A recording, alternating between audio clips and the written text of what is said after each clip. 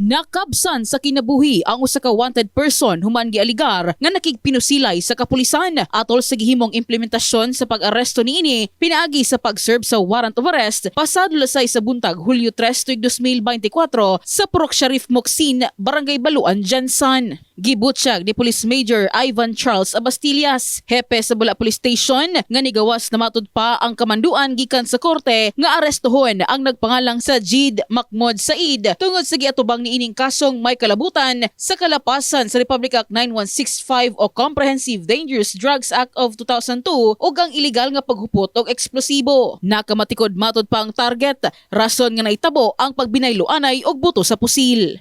Ang personal sa police station is matambak yung warrant of arrest against this person and ako pa ng personal sa infront ay ang malay na notice ko niya na police ang kung kayo nakasilya man ang mga personnel and then i-grab his firearms and ipabuto towards sa mga personnel. Upon checking dito, may signs of life, idala siya sa hospital.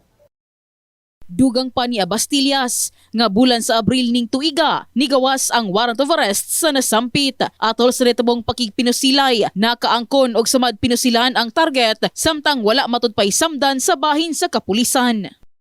And lucky, wala lang po naka-cover lang po ng personnel and nag-retaliate. And resulting na naigo ang among subject sa warrant of arrest. Kasamtangan, wala pa'y gipagawas nga pahayag ang mga kabanay ni Said samtang gikustodiya na sa iyang pamilya ang patayng lawas niini ug takdang ipahiluna base sa ilang tradisyon. In the heart of changing lives, kini sa MJ Fernandez, Brigada News.